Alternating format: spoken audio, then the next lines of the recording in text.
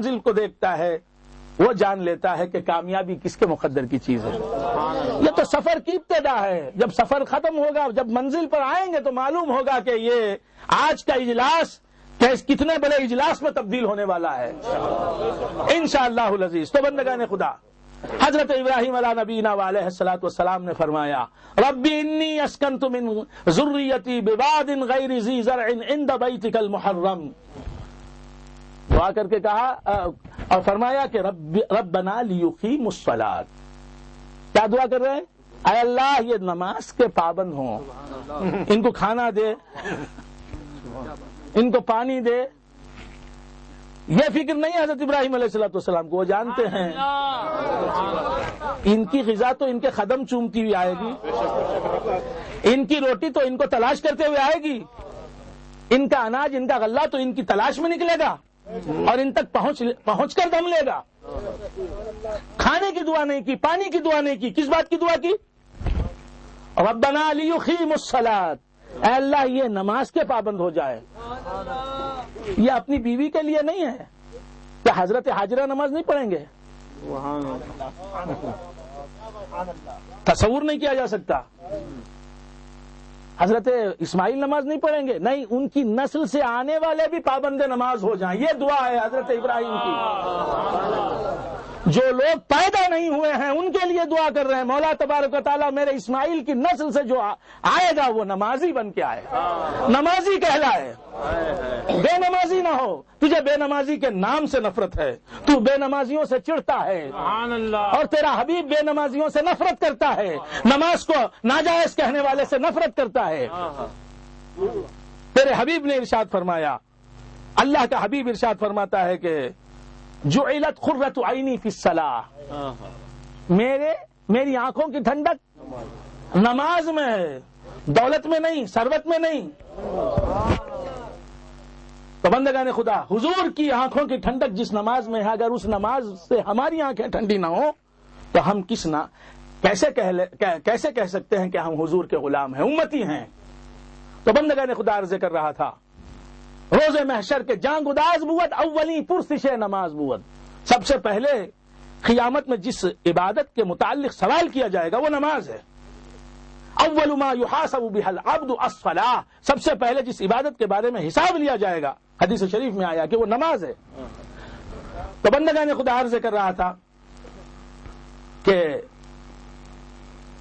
اس مقام پر آنے کے بعد لوگوں کی قلت، آنے والوں کی تعداد کی کمی کو دیکھ کے میرے ذہن میں یہی بات آئی کہ ہر خلیل کثیر ہو کر رہتا ہے۔ بات سمجھ میں؟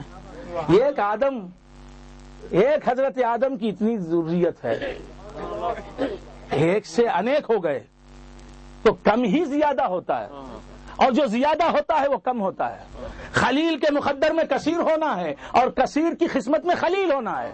جو کم ہوتا ہے ابتدا میں وہ کثیر بن جاتا ہے، جو کثیر ہوتا ہے وہ خلیل ہوتا ہے، تو جو کم ہوتا ہے وہ بڑھتا ہے، جو بڑا ہوا ہوتا ہے وہ گھٹنے لگتا ہے۔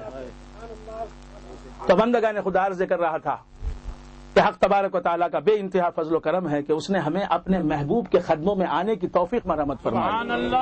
وہ لایا ہے تو ہم آئے ہیں۔ گزشتہ سال مجھے بلایا گیا لیکن میں آ نہ سکا۔ کیوں آ نہ سکا؟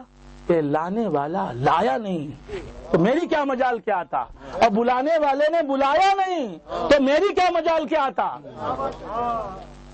آج بلانے والے ولی نے بلا لیا اپنے قدموں میں تو خود بخود حاضر ہو گیا۔ وہ بلائیں اور ہم نہ آئیں، یہ ناممکن ہے۔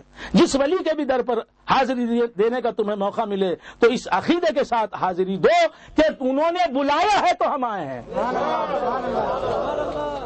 انہوں نے بلایا ہے تو ہم آئے ہیں۔ خواجہ اجمیری کے در پر حاضری دینے کا شرف ملے تو سمجھو کہ خواجہ نے بلایا ہے، میں خود سے آیا نہیں، خواجہ نے بلایا ہے، اور صرف بلایا نہیں بلکہ کھینچا ہے اپنی طرف، تو میں چلا آیا ہوں۔ تو بندگان خدا عرض کر رہا تھا، میں نے آیت کریمہ کی تلاوت کی، ایاک نعبد وَإِيَّاكَ نَسْتَعِينُ، إِيَّاكَ نَعْبُدُ وَإِيَّاكَ نَسْتَعِينُ، اے پروردگار ہم تیری ہی عبادت کرتے ہیں، ہم تیری ہی عبادت کرتے ہیں، وَإِيَّاكَ نَسْتَعِينُ، اور اے خدا ہم تجھی سے مدد طلب کرتے ہیں۔ اس آیت میں غیر خدا سے مدد مانگنے کا انکار کہاں ہے؟ اس آیت میں غیر خدا سے، اللہ والوں سے مدد مانگنا حرام کہاں بتایا گیا؟ سبحان اللہ۔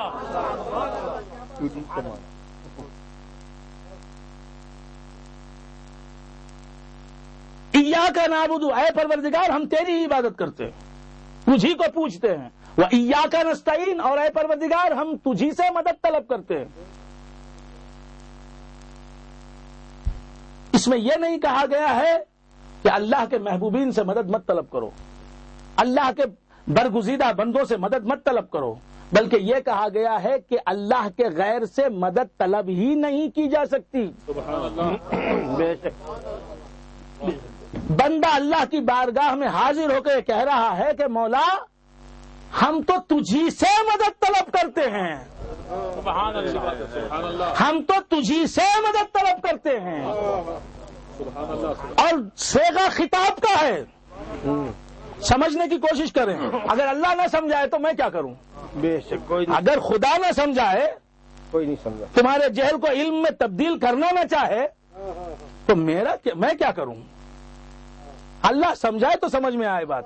بے شک اللہ تبارک و تعالیٰ سے خطاب کرنے والا خطاب کر رہا ہے، ایاک نعبد و ایاک نستعین، غیاب کا صیغہ نہیں، خطاب کا صیغہ ہے، اور خطاب اسی سے کیا جاتا ہے جو سامنے موجود ہو۔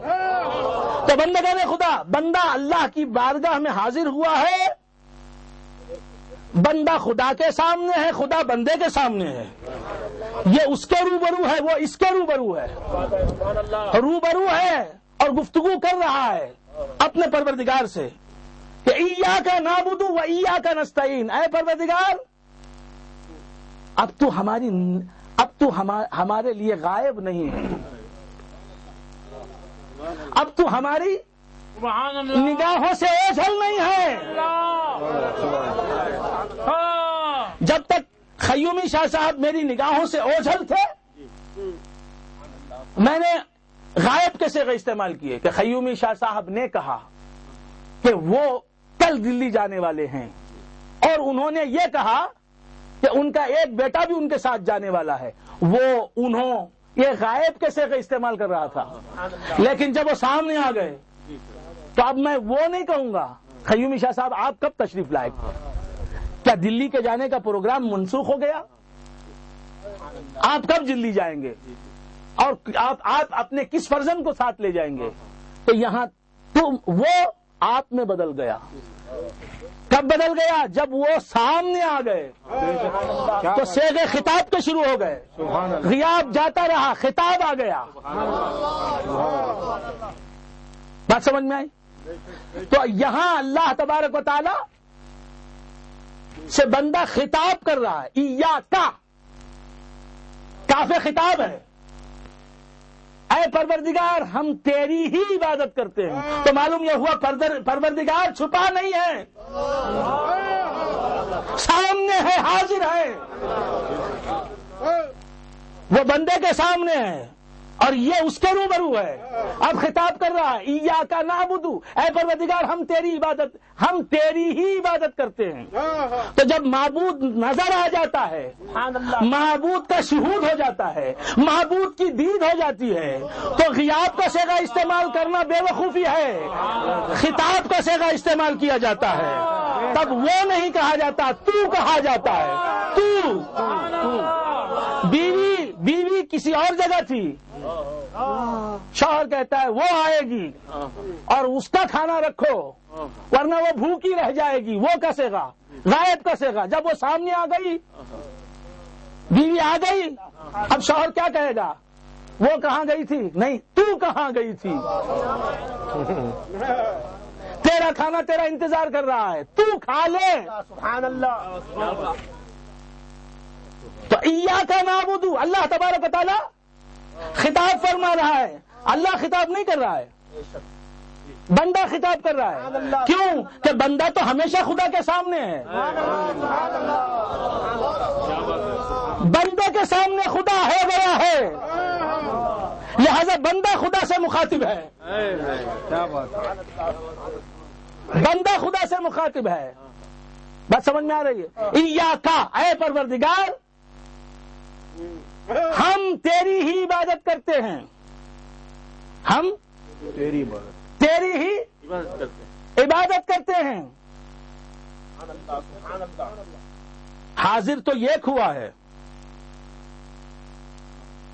حاضر آپ اکیلے نماز پڑھ رہے ہیں. سورہ فاتحہ کیا پڑھیں گے؟ میرے خیال سے آپ لوگ سمجھنے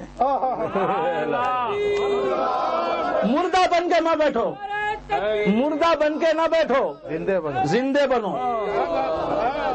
مردہ بن کے بیٹھو گے تو موت آئے گی اور دبوچ لے گی، تمہاری ہستی عدم بن جائے گی، تمہارا وجود نفی میں تبدیل ہو کے رہ جائے گا. کیا بات، جہاں سے آئے وہیں پہنچ جاؤ گے، جس منزل سے یہاں تک پہنچو گے پھر اسی اسفل سافلین کی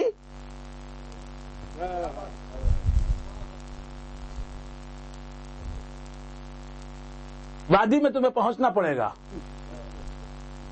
تو کیا عرض کر رہا تھا، بھول گئے؟ سورہ فاتحہ میں کیا پڑھتے ہیں؟ سورہ فاتحہ میں آپ کیا پڑھتے ہیں؟ الحمدللہ رب العالمین الرحمن الرحیم مالک یوم الدین.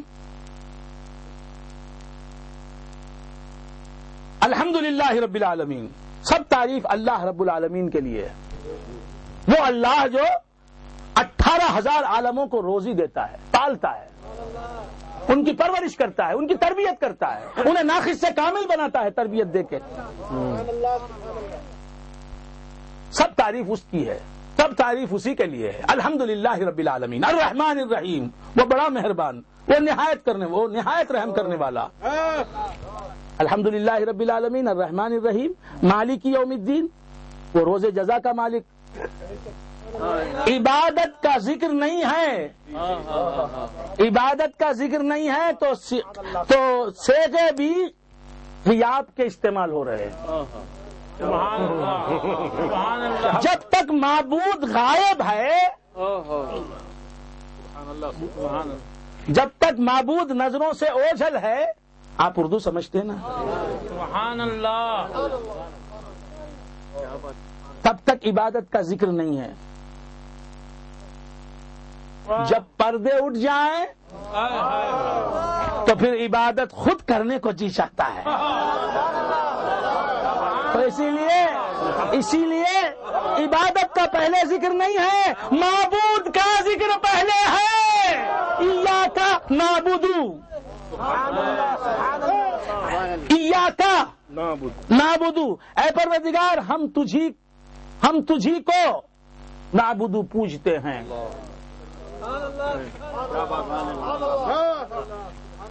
عبادت کا ذکر بعد میں ہے، عابد کا ذکر بعد میں ہے، پہلے معبود کا ذکر ہے. کیوں؟ کہ معبود جب نظر آئے تو نہ عابد کی طرف دھیان جاتا ہے نہ عبادت کی طرف دھیان جاتا ہے.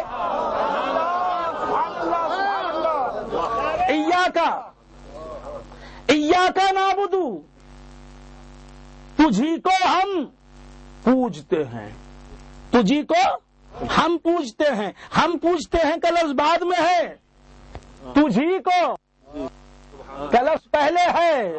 تو دیکھنے والے نے خدا کو دیکھ لیا ہے، پانے والے نے خدا کو پا لیا ہے. جب وہ نظر آ جائے تو پھر نہ اپنی طرف نظر ہو نہ اپنے عمل کی طرف نظر ہو. تو جو خدا کو دیکھ لیتا ہے، جو خدا سے مل جاتا ہے، جس پر خدا کی شان جلوگر ہو جاتی ہے، وہ خود کو بھی نہیں دیکھتا، اپنی عبادت کو بھی نہیں دیکھتا، وہ تو معبود ہی معبود کو دیکھتا ہے. بے شک ایاکا نعبدو، تجھی کو ہم پوجتے ہیں، تجھی کو. اور جب معبود نظر آئے تو مزہ ہے عبادت کا. اسی لیے معبود نے پہلے کا لفظ استعمال فرمایا، معبود کا ذکر کیا، پھر اس کے بعد